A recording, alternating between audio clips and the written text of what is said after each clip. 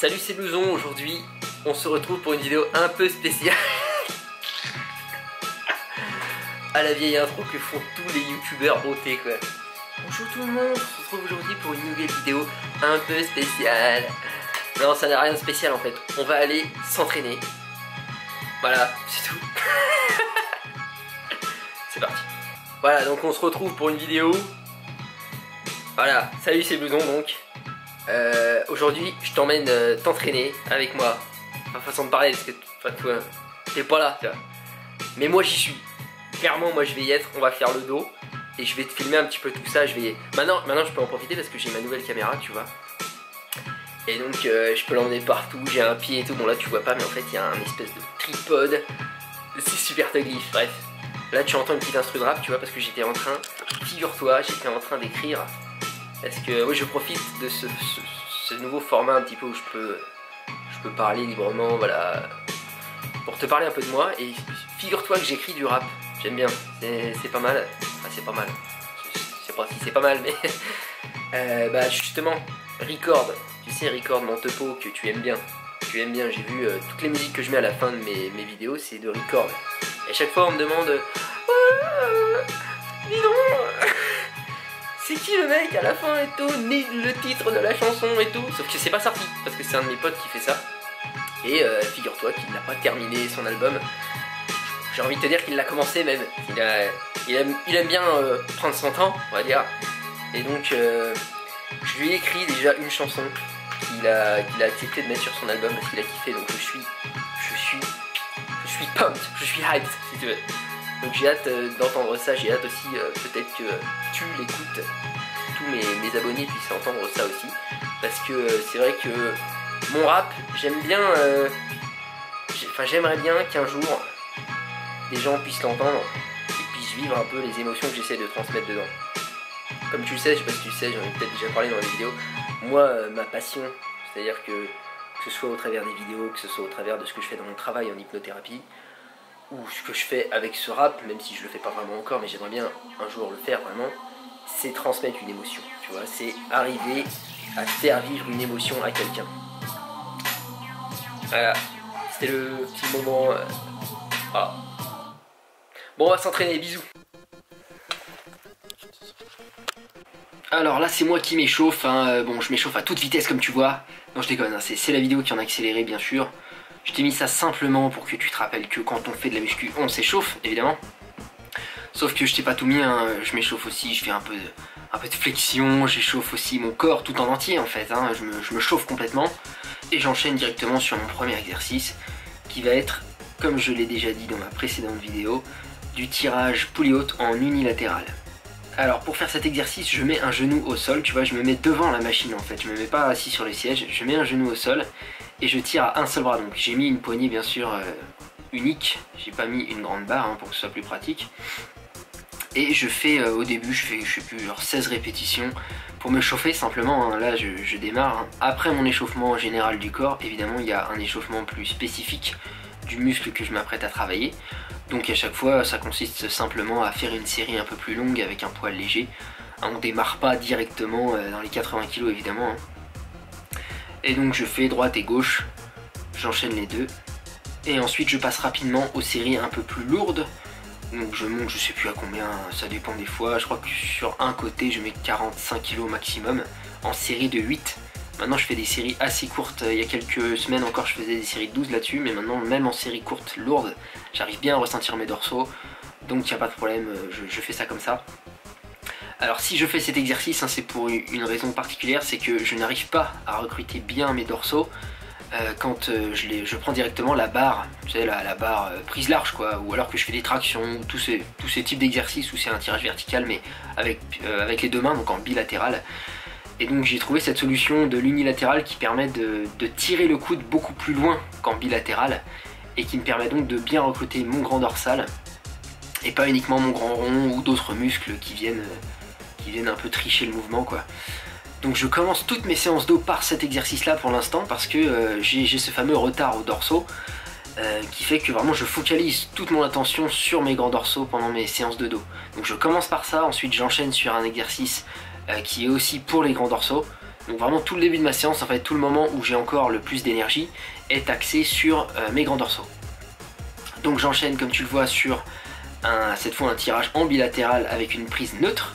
Donc là maintenant que je me suis bien pré-fatigué si tu veux les grands dorsaux avec ce tirage unilatéral, et ben quand je fais cet exercice là en prise neutre en bilatéral, là ça se passe bien, c'est à dire que je ressens bien mes grands dorsaux travailler. Alors que si je place cet exercice en premier, ce que j'ai encore essayé de faire il y a quelques semaines, et ben ça marche pas, c'est à dire que je ne ressens pas mes grands dorsaux travailler, c'est les grands ronds qui prennent. Donc pour l'instant je fais cette configuration là et jusqu'à ce que ce soit possible autrement quoi. Ensuite j'enchaîne avec du tirage horizontal en prise neutre. Alors comme tu vois, je fais beaucoup de... Là j'ai fait beaucoup de câbles de machines, même si c'est vrai qu'on dit souvent il faut des charges libres, hein, c'est toujours mieux. Ce qui est pas faux, ça dépend des fois en fait. Mais il y a des machines qui sont très bien faites et puis j'aime bien varier en fait. Donc aujourd'hui j'ai pas fait je crois de charge libre, j'ai pas fait de rowing, j'ai pas fait de rowing aux haltères ou à la barre je vais dire. Donc là c'est simplement du tirage bilatéral à l'horizontale. Donc comme tu vois au début je mets assez léger. Je fais des séries 10-12 et puis rapidement je monte, je fais des séries seulement de 8. Donc comme tu vois mon exécution est pas nickel, hein. J'ai le dos qui est très penché en arrière, j'ai la tête qui bouge légèrement. Mais voilà bien sûr, on dit toujours, hein, il y a la théorie, il y a bien sûr la manière de faire optimale qui consiste à avoir le dos droit, à faire une répétition nickel en tirant uniquement vers les coudes vers l'arrière et en faisant une grosse abduction des omoplates. Mais bon rapidement quand on monte un peu la charge, l'exécution se dégrade, c'est normal. L'important c'est que ça ne devienne pas n'importe quoi, bien sûr, ça c'est important, sinon on risque de se blesser, on risque de ne pas recruter les bons muscles, donc ça sert à rien. Ensuite j'enchaîne sur des tractions tout simplement, alors généralement je fais pas du tout ça, là c'était un peu un imprévu parce que je m'entraîne avec mon pote Anthony, et il m'a proposé, il avait envie de faire des tractions, donc voilà, je suis pas un nazi de la muscu, des fois on sort du programme, c'est pas grave. Là j'ai fait des tractions, donc ce qui repart un peu sur les grands dorsaux, hein, donc aujourd'hui j'ai vraiment martelé les grands dorsaux, puisqu'à chaque exercice j'ai fait 5 séries, à chaque fois entre 12 et 8 répétitions selon les exercices. Puis j'enchaîne sur une machine dont j'ignore le nom, hein, c'est un espèce de rowing horizontal aussi, mais qui permet de varier la prise par rapport à la prise neutre de tout à l'heure. Donc j'ai essayé en prise comme ça, une espèce de prise neutre mais large, puis j'ai essayé ensuite, tu vas voir, la prise plutôt très large, sur les poignées horizontales. Après avoir essayé les deux, vraiment j'ai eu des bien meilleures sensations sur la prise neutre, donc tu verras que ma dernière série j'ai repris la prise neutre, quoique je sais plus si je l'ai filmé mais peu importe. Et donc tu vois je fais vraiment une abduction des omoplates, je contrôle bien la charge, on n'a pas mis très élevé là-dessus, je crois qu'on s'est arrêté à 60 kg. Hein. L'important c'est comme d'habitude en bodybuilding, ça va être vraiment de contrôler la charge, de faire un mouvement propre, de congestionner ton muscle, de contracter au maximum. Ici on fait pas de la perf, c'est à dire que je cherche pas à soulever à tout prix par exemple 120 kg, quitte à ce que mon exécution soit un peu moins bonne. Non là vraiment je m'en fiche, moi je veux faire grossir mon dos, donc c'est l'esthétique qui m'intéresse, c'est le volume. Donc je cherche pas à faire de la performance. Ensuite j'ai terminé pour mes exercices de dos et donc j'enchaîne sur mon biceps gauche. Comme tu sais j'ai un retard au biceps gauche qui se voit pas mal je trouve.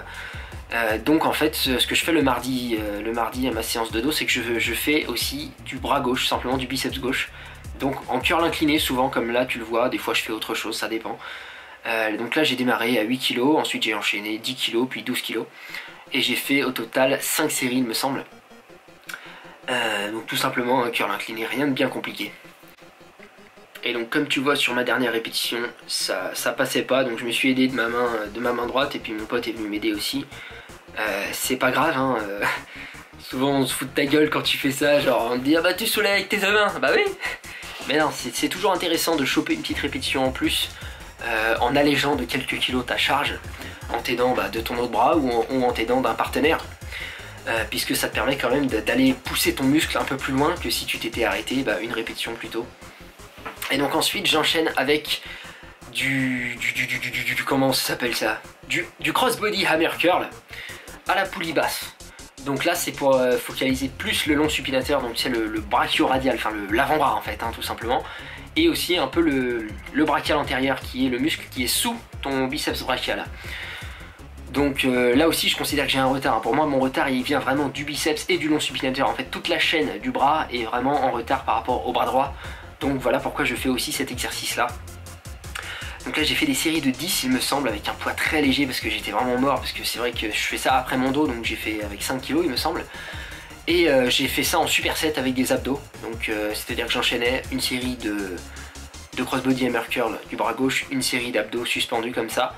Donc comme tu vois je relève bien le bassin, c'est à dire que je fais pas juste une montée de genoux, je relève vraiment même le bassin et les fesses avec.